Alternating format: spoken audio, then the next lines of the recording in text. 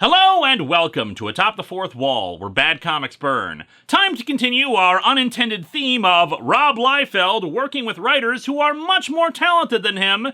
And while I had an explanation for him working with Alan Moore, with this one I'm just kind of baffled. As a reminder, while some people in the industry dislike Rob for various faux pas and stupid things he's done over the years, a majority of people seem to actually really like him as a friendly, enthusiastic kind of guy, and thus get along with him no problem. But I am not here to judge him on the quality of who he is as a person, which is a whole other story, but rather on the quality of his work, which for Rob is... yeah, I think 11 years of this show have demonstrated that. One of Liefeld's earliest works in the industry was penciling a 5-issue Hawk and Dove miniseries for DC. It's what got him a lot more attention as well, and for whatever reason, he's kind of always been associated with the two ever since, despite so many changes and developments for the characters that he has nothing to do with. In fact, during the New 52, Liefeld even worked on a Hawk and Dove series for DC. It was one of the earliest cancelled in the New 52 as well, only 8 issues. Hawk and Dove really cannot catch a break. They've never been popular enough to really support their own series for very long, and they keep dying. The original Dove was killed in Crisis on Infinite Earths. The original Hawk, well, that's a story for an event comics month. The new Dove was killed as part of that event. Resurrected had 2 unrelated characters by the name Hawk and Dove. A new Hawk is born, killed, and the original Hawk resurrected. DC Comics, death is but a door, time is but a window, and we left both of them open. Much like last week had our first Alan Moore review, this will also be my first Atop the Fourth Wall episode featuring another talented creator, Gail Simone. Gail was the originator of the term women in refrigerators, which I've discussed before, when she made a website detailing, at the time, the amount of female characters in comics who were killed, depowered, raped, injured, mutilated, etc., etc. All for the sake of advancing a male character story and not for their own. Some have argued about the validity of fridging before, but the important thing to note, as always, is context. At the time, the number of times this happened to women in comics was hugely disproportionate to how much it happened to men. We're not here to talk about whether that's still a problem or the details of it, but rather, once again, a talented writer paired up with Rob Liefeld. Gail's own credits are also pretty damn substantial. Birds of Prey, Clean Room, Secret Six, to name just a few. Unlike Alan Moore, though, Gail has done work outside of the medium as well, and is more than happy to see adaptations of characters she's worked with. And in fact, most notably, she penned the Justice League Unlimited episode, Double Date. And last thing we need to talk about before getting into this two-parter is the era of the Titans. This takes place after my favorite era of the team, during what is referred to as the Geoff Johns era, since he wrote almost half of its run. The team was a combination of New Teen Titans veterans and members of Young Justice, formed in the wake of the events of Graduation Day. And we all know how much I loved Graduation Day! Unfortunately, the creators of Graduation Day, well... they just didn't care. The two-parter we're talking about today was done to give Geoff Johns a break from regular writing on the book, since he was embroiled in writing Infinite Crisis at the time. Apparently, Simone was asked to do the book because of Rob being a controversial figure. The interview I read didn't elaborate on that, but I'm guessing it was a calculated move to balance out a hated artist with a beloved writer. Why Rob was asked to work on it at all is still a mystery to me, but whatever. Let's dig into Teen Titans number 27 and 28 and see if the writing can rise above Liefeld's limitations. Welcome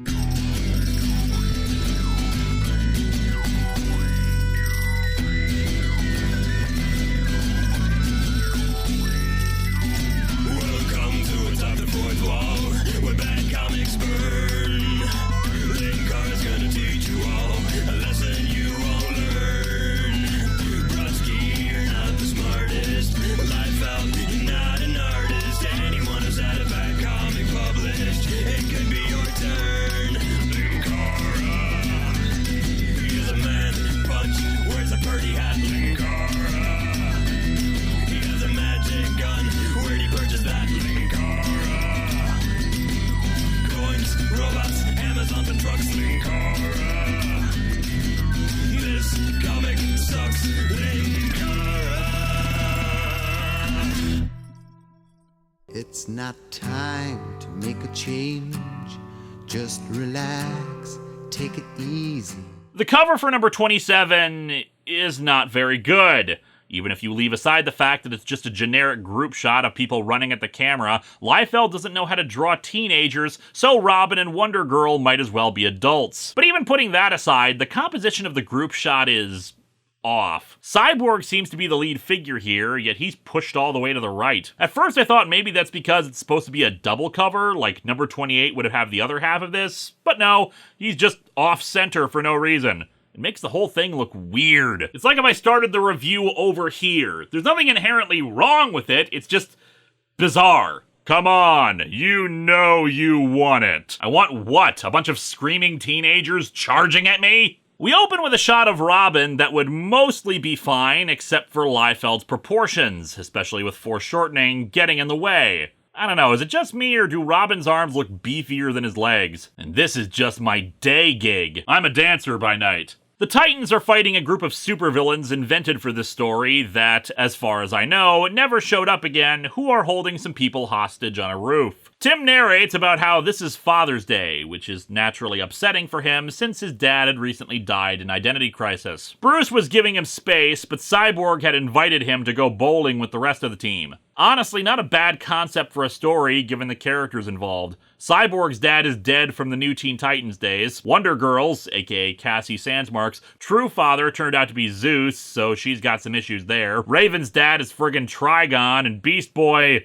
well, his parental situation is a bit more complicated. During this time in the lead up to Infinite Crisis, Beast Boy's connection to the Doom Patrol had been retconned out. A story where the teens just sit and talk about their various father issues would be kind of a good character building story. That is not what we get, but it's a neat idea. Anyway, before they could go on their bowling outing, this happened. Of course, then we got the call that some extremely volatile teen metas had seen Die Hard one too many times. And for some reason, they empathized with the criminals who took over Nakatomi Tower. Not sure how that works. Oh, and like our heroes, the teenage criminals do not look like teenagers either. Anyway, these teen criminals are incredibly stupid, having decided to demand the giant safe with bearer bonds in it from a sports equipment manufacturer. I mean, we all know that they keep their bearer bonds in a giant football trophy. While they're morons, they are quite powerful. The big guy with them threw a semi-truck through the lobby to get everyone's attention. The sad fate of US-1. The hostage negotiator tries to get them to send some hostages down, but the lead teen decides to be homicidal and orders the big guy to toss a hostage off the roof. However, one of their members is cybernetic and they can sense something approaching. Advanced cybernetics. Mental rerouting of intelligent microprograms designed to replicate the neural impulses from a robotic spine. Electric impulses flowing into organic tissue like poetry written by lightning. Using multimodal reflection sorting. She, of course, is sensing Cyborg himself, and Robin explains about this woman as he kicks her in the head. Server Aja is a privileged daughter of a former Chinese national, one of the instant billionaires exporting cheap labor to Western industrialists. She has a disease there's no name for yet,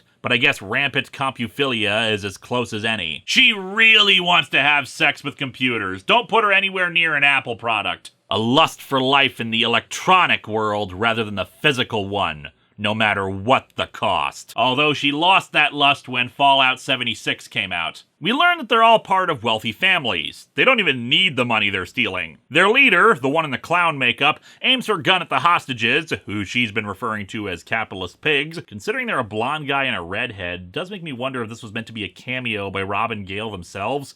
Kind of cute if that's the case, though admittedly it does make the redhead look more like Barbara Gordon. You know what, Robin? I always knew it'd come down to pig blood. Let's carry up this prom, shall we? I'm gonna throw so many tampons! Robin throws a batarang in her hand, and although the effect is supposed to be that he sliced her hand, it really just looks like she caught it and cut herself a little. Ah, you cut me! You're not supposed to cut me! You were supposed to set me on fire! Did you not get the Carrie reference at all? Server Aja is able to access Cyborg's hardware. You can't have known this, Victor Stone, but you're sort of a hero of mine. Isn't it beautiful, living the life of the machine? It is until you realize he's still using dial-up. I'm siphoning out your circuitry, Victor.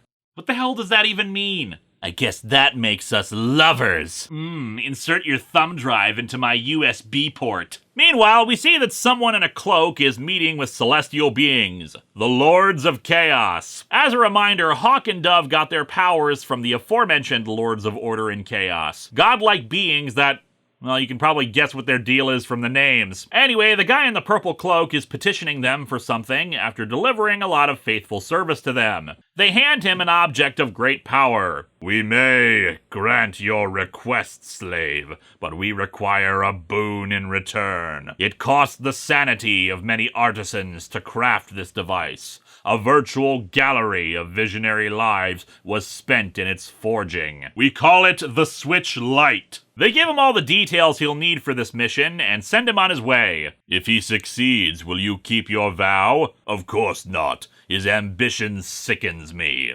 Good. If there's one thing I hate, it's an honest bargain. Anyway, back to running EA games. Back to the fight, clown-faced girl, referred to as Christina, kicks Robin in the air, and I guess he catches her leg or something, because it's one panel he's getting hit, then in the next he's blocking her same foot. Maybe she kicked him twice? I don't know. Anyway, Raven uses her soul self to expel Server Aja from Cyborg, while Wonder Girl dispatches the big guy. Server Aja tries to intimidate our heroes. Don't try to stop me. I can make antimatter grenades with my mind. Stand back. Antimatter grenades! See, if you hadn't panicked at the end there, they might have bought it. This is the DC universe. I can totally buy that being someone's superpower. They arrest them, and we get an artistic flub as Robin asks Server Aja about this. Except according to the dialogue, he's asking Christina. So yeah, Liefeld drew the wrong person being handcuffed. I have to know, Christina. Why? Your family has money, and you have no real politics. Don't you know what day it is, Robin? That's why. Look, I know we want Columbus Day renamed to Indigenous Peoples Day because Columbus was an evil bastard, but this is not the way to do it. The police escort them away, with Christina ranting to nearby reporters that she did this to get the attention of her own father. And Robin is, of course, bummed about, you know, the whole Father's Day thing. Listen, if I'm not mistaken, I thought I heard some genius say we were going bowling. No, you cheat. I do not. You do too. You use laser-assisted targeting and $2 million worth of trajectile software. Lies. It's all lies. It was only $500,000 worth. Cut to them bowling in the Titan's Tower sub-basement rec room, where the artwork making the teams look like teams is a lot better. Except for Raven, Liefeld draws her more like she looked during the original New Teen Titans days, which isn't too bad a thing given his track record. It's just in those days, the characters were meant to be like 17 to 19 years old. They were basically adults anyway, so she ends up looking older than everyone else, despite various story reasons making her younger than that normally. The group banters, talking about bowling, as well as Robin wishing he appreciated his dad more while being irritated by the rich supervillain kids. It's not a terrible scene, it's just while the artwork is not the worst Rob has done, it's not doing the storytelling any favors. I think what isn't helping is that they're all still in costume, except for Beast Boy. It feels like they should all just be in casual wear for this. But yeah, it's otherwise decent stuff, the characters just talking, Cyborg in particular bolstering Robin's confidence. Great team leader. And an even better friend. If he can make it as an orphan, it gives me hope I won't always feel so lost. All I need to do to follow in his footsteps is to be assimilated by a techno-organic robot ship and then eat the moon and I'll be fine. The armored car carrying the teens is attacked by the guy who was talking to the Lords of Chaos, narrating that he knows they're planning on betraying him. But I'm a betrayer as well, and I will betray them first. And then someone will betray you later on in the storyline. It's like a Matryoshka doll of betrayals. He uses his claws to shred the car. I can smell the stink of female all over it already. They're being attacked by a Ferengi? The guy says he only needs 2 of them, and he wants the other 2 dead. Which Christina and Server Aja are only too happy to do, murdering the other members of their little band. Very good. To kill loved ones for power is the very definition of nobility. I feel like your copy of the dictionary may have had a typo or two. And thus we see him, the villain Kestrel. I'm going to be your mentor, your maker, and all the family you'll be needing from now till doomsday, which won't be that long a time at all. I'm also a talent scout and a personal trainer. Here, take my card. My name is Kestrel, but you can call me Daddy. Ew.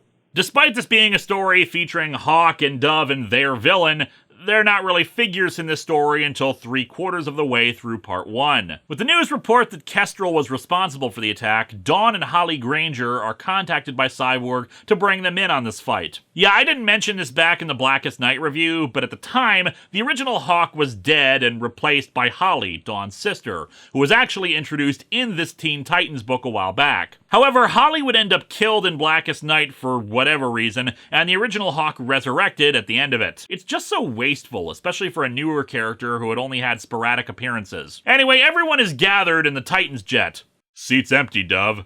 Thank you, Cyborg. I prefer to stand. Look, this is essentially a shot from Youngblood. We're just gonna stand for no reason. Hawk is confident they'll deal with Kestrel, but the others warn her about the kind of power he wields as an agent of the Lords of Chaos. He can switch bodies like used clothing, and his claws can slice through anything, including dimensions. Which makes him sound much cooler than dopey guy in a purple version of Hawk's outfit. And only one thing makes him happy: slaughter. Well, that and Brooklyn Nine-Nine, but everybody likes that show. They return to Titan's Tower, pretty quick trip considering the tower is in San Francisco while Hawk and Dove were in Washington, D.C., and find that Kestrel has already attacked it. Robin says that Kestrel has the power to destroy the balance between order and chaos that Hawk and Dove represent. Kestrel, however, says that isn't his goal. Oh, that's so completely the old me.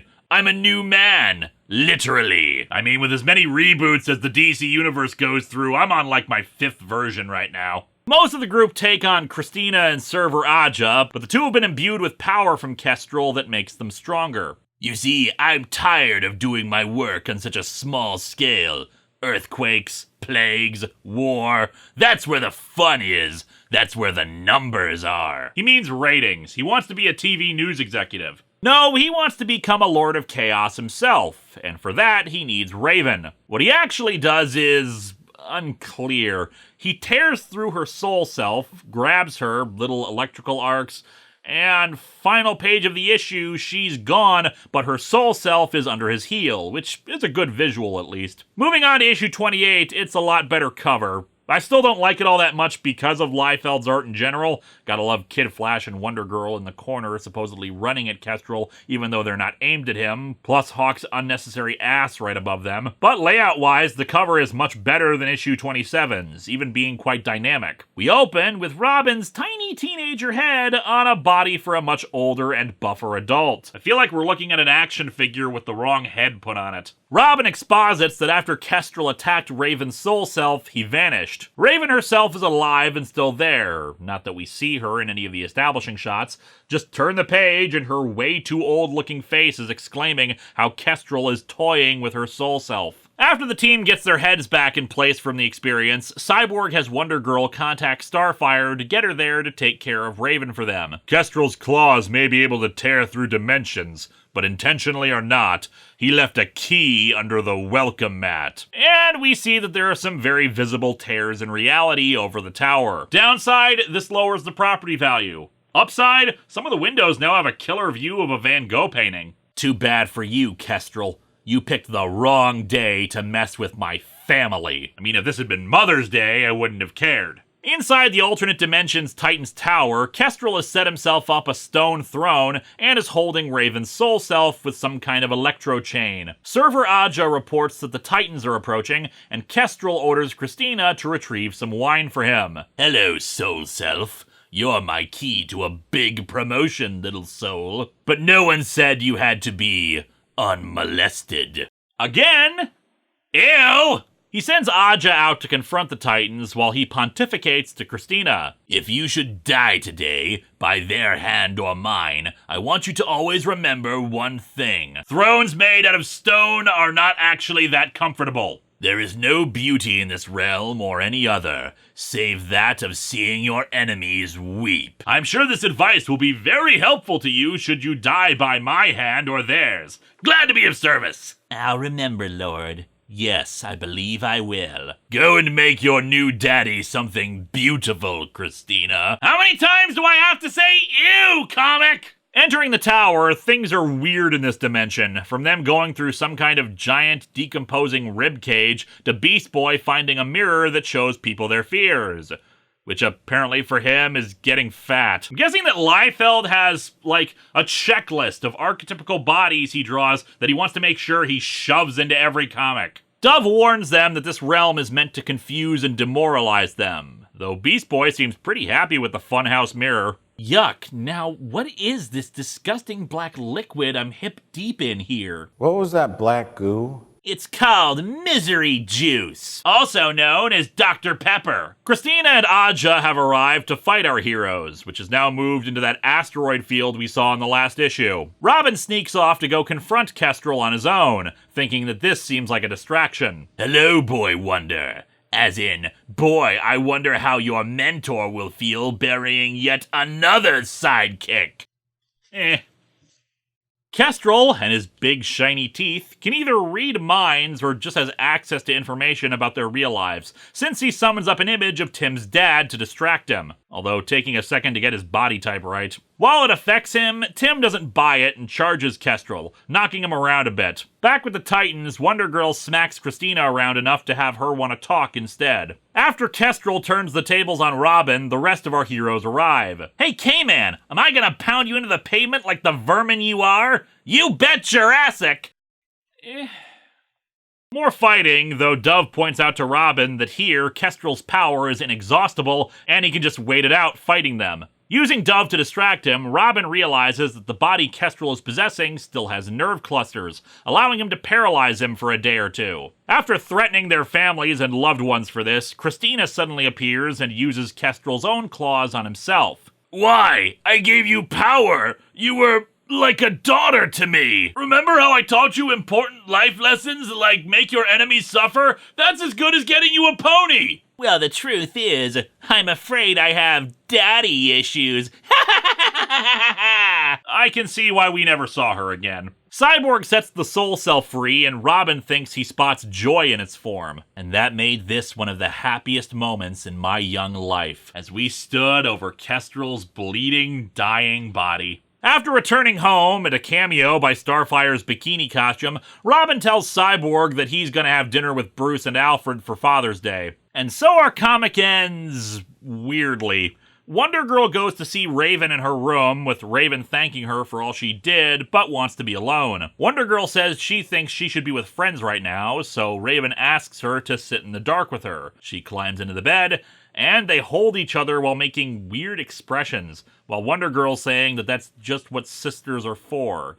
Like, maybe the problem is the artwork, not helped by the last panel that almost looks like a very cheap porno with two actresses who are really not into it is about to start. But even the writing here is bizarre because this is basically just padding at the very, very end. Wonder Girl and Raven have had no scene setting this up, and it's not like it's meant to be some dark foreshadowing of Wonder Girl turning evil given what apparently went down in her conversation between her and Christina. It's just weird and awkward. These comics suck.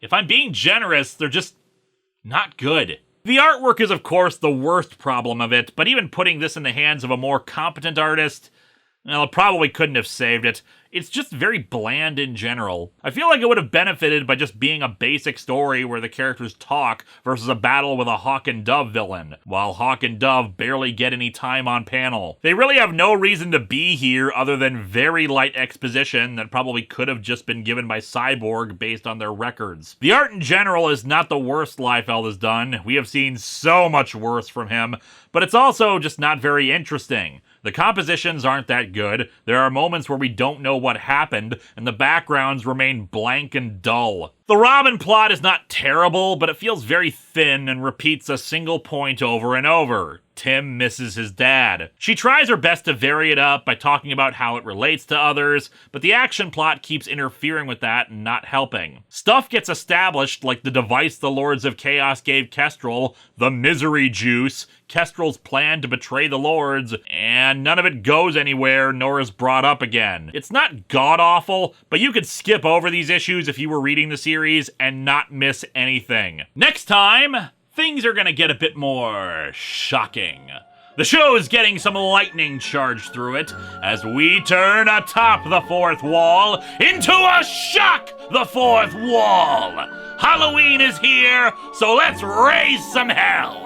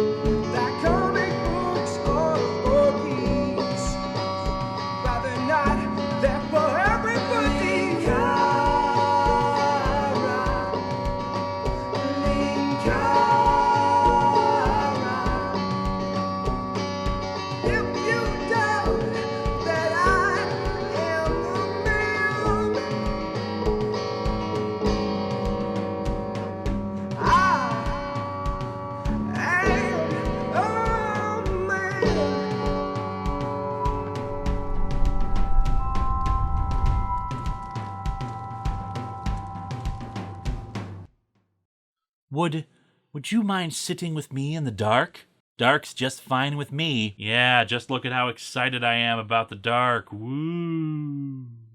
Hello, my friends. Please be sure to like this video, subscribe, hit the bell, and share it with others. And if you get a chance, maybe check out my Patreon.